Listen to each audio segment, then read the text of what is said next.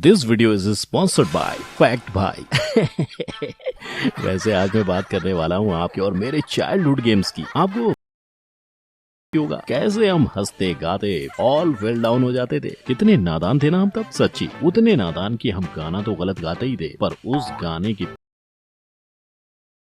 Ringa ringa roses, pockets full of posies, Aisha, Wisha, we all fell down की असल lyrics Ring around the rosy, a pocket full of posies, ashes, ashes, we all fall down है, जहाँ रोजी किसी महिला का नाम नहीं बल्कि 1165 में जो लंदन ग्रेट प्लेग हुआ था उसमें ये जो सिम्टम्स नजर आ रहे थे उसका सिंबल है। रही बात पॉकेट की, तो उस प्लेग में जो मरते थे उनको जमीन में गड्ढा यानी कि पॉकेट करके उसमें फेंक दिया जाता था, जिसको फिर जला देते थे। इसीलिए तीसरी लाइन है एशेस एशेस। हाँ, बाकी रही बात वी ऑल फेल डाउन की, तो उसका मतलब मौत, जो लंदन की 15% पॉपुलेशन को प्राप्त हुई थी तब। नाउ आई बेट ये सारी बातें जानने के बाद आप फिर कभी रिंगा रिंगा रोजेस का खेल दोबारा हंसते हंसते कभी नहीं खेल पाएंगे। और बात यही खत्म नहीं होती, मेजॉरिटी विंस से शुरू और शाम को सूरज डूब जाने तक आप जितने भी खेल खेलते थे उन सब की रियलिटी भी कुछ ऐसी ही डार्क है। लाइक क्या आपको पता था कि इस गेम की वजह से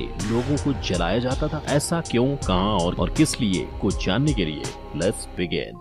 नंबर 1, रिंग गेम। इचक रिंग बिचक रिंग, रिंग के ऊपर रिंग, इचक रिंग बिचक रिंग, बोलो क्या नहीं समझे? कोई ना, अब बताओ कौन सा था वो बचपन का खेल अपना जिसमें थे बटन 2, रॉड्स 2 और उन रॉड्स में डाली थी रिंग्स 8 या फिर 12? सही कहा, वो थी वाटर हुप रिंग गेम, जिसको पहली दफा किसने बनाया, कहाँ बनाया और किसने कहाँ से इंस्पिरेशन लिया, ये राज भी उसी के साथ चला गया सर। अगर कुछ रह गया और फैक्ट भाई को कुछ पता है तो वो बस इतना कि 200 से 400 साल पहले जब साइंस ने तरक्की नहीं की थी तब साइंटिस्ट को आग की रिंग में चला दिया जाता था। वो इसलिए क्योंकि तब साइंस लोगों के लिए नया था। इसीलिए जब भी कोई फिजिक्स या केमिस्ट्री के एक्सपेरिमेंट्स करता तब लोग उसको शैतान और काले जादू के पुजारी समझ लेते और उनसे बचने के लिए उन्हें आग के रिंग में फेंक दिया जाता। पर शुक्र है आज परिस्थिति बदल चुकी है, विज्ञान आगे बढ़ चुका है, वरना रिंग्स को रॉड्स में डाल रहा हर बच्चा आज तक घबराता।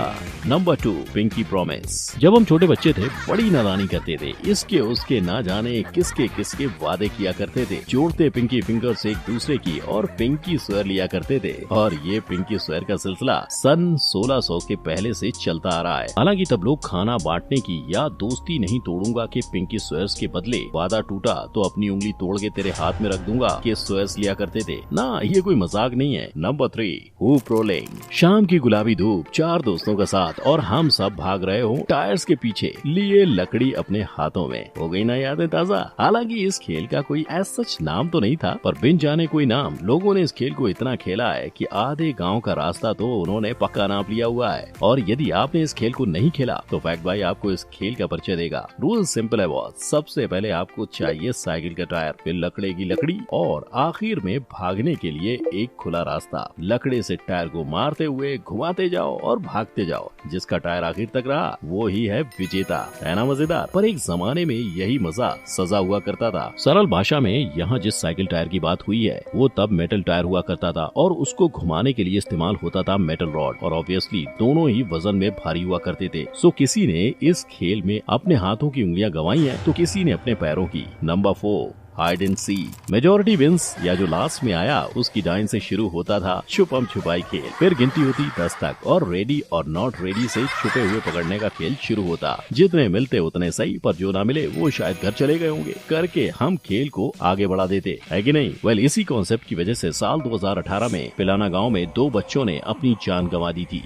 बच्चों की उम्र केवल 4 साल और 6 साल की थी, पर छुपने के लिए उन्होंने आयरन बॉक्स चुना जो बाद में खुला ही नहीं और घुटन से उनकी मौत हो गई। ऐसा ही कुछ आइकिया मॉल में होते होते बच गया था जब साल 2019 में 3000 लोगों ने एक साथ आइकिया में हाइड एंड सीक खेलने का प्लान बनाया था FB ग्रुप में। तब उस बात की खबर आइकिया को हो गई थी और उन्होंने पुलिस को बुला लिया और उनका हाइड एंड सीक का प्लान कैंसिल करवा दिया, क्योंकि उनका कहना था कि लोग कब कहाँ छुपेंगे, अगर किसी को पता नहीं होगा तो उनकी सेफ्टी की जिम्मेदारी कौन लेगा। इसीलिए नो छुपा छुपाई। Number 5, chase. भैया शर्त लगा लो कि ग्रैंड मास्टर विश्वनाथ जी के भी पसीने छूट जाएंगे अगर उनको हाथों में इस चेस बोर्ड के बदले इस चेस बोर्ड को थमा दिया जाता। हजारों सालों पहले खेले जाने वाले ये वो चेस गेम है जहाँ प्यादा प्लास्टिक का नहीं बल्कि ह्यूमंस हुआ करते थे, और जब कोई प्यादा मरता तब प्यादा चेस बोर्ड से नहीं दुनिया से साफ हो जाता। आखिर में जो राजा खेल को जीतता या तो उसको सामने वाले का राज्य मिलता या फिर रानी। लाइक 1454 में वेनिस के मेरोस्टिका शहर में दो राजा एक रानी पे लट्टू हो गए थे। रानी दोनों में से किसी एक को नहीं चुन पा रही थी, इसलिए तब ह्यूमन चेस का खेल खेला गया और वो खेल 3 दिनों तक चलता रहा। ये लव स्टोरी लैला मजनू और रोमियो जूलियट जितनी ही फेमस हुई वहाँ पे, या शायद उससे ज्यादा, कि आज भी हर 2 साल में सितंबर के पहले हफ्ते में ह्यूमन चेस खेला जाता है ना। लोग जान तो नहीं गंवाते, पर 30 मिनट तक धूप में खड़े रहने से उनके हाल बेहाल जरूर हो जाते हैं। Number 6, blind fold. आंख बंद टपली हो या आंख बंद पट्टी हो, दोनों ही खेल में मजा एक समान मिलता है कि नहीं। किसी को प्रपोज करना हो तो आंखों पर पट्टी, बर्थडे पार्टी में आंखों पर पट्टी, दोस्तों को सरप्राइज देना हो तो आंखों पर पट्टी, और किसी को फांसी के फंदे पर चढ़ाना हो तो आंखों पर पट्टी। जो आंखों पर पट्टी हमारे बचपन के खेल से शुरू हुई थी, आज वो न जाने कहां तक पहुंच गई है। अब इस सिक्के की पहले साइड की तो मैंने बात कर ली, अब बात करता हूँ दूसरे साइड की। कुछ परवर्ट्स अपने मजे के लिए छोटी बच्चियों को गुमराह कर रहे थे। ये कहानी है साल 2016 की, जब एक शख्स ने 11 साल के बच्चों को आंखों पर पट्टी बांध थाने को लिख करके ही पहचानने को कहा था। पहले उसने शुगर दिया, फिर सॉल्ट दिया और फिर अपने पैंट की जिप खोल के अपना प्राइवेट पार्ट दे दिया। जब लड़की ने उसको पहचानने से मना किया तब आदमी ने जबरदस्ती की और उसके सेटिस्फेक्शन तक बच्ची से लिख करवाया। सुन के ही रूह कांप जाती है। अब जरा सोचो, ऐसे केसेस एक नहीं, 2 नहीं बल्कि 100 आते हैं। जब ब्लाइंड फोल्ड से कभी कोई रेप का हिस्सा बनता है तो कभी कोई मर्डर का किस्सा, जहाँ फैक्ट भाई आपको बस एक सलाह देगा कि कभी किसी पे आंखें बंद करके भरोसा करो, उससे पहले सोच लेना। Number 7, London bridge. 2 लोग लंदन ब्रिज बनाते जिनके बीच से निकलते बच्चे अनेक और अंत में फंसता कोई एक। बस यही था हमारा बचपन का खेल जो हमको खिलखिलाकर हंसा देता। पर एक तरफ जहाँ इस राइम पे हम हंसते थे, वहीं दूसरी तरफ सालों पहले यानी कि जब लंदन ब्रिज बना था तब बच्चे रोते थे। तो आपके क्यों का जवाब है कि उस ब्रिज के वॉल्स में मासूम बच्चों की बलियां चढ़ाई गई थी।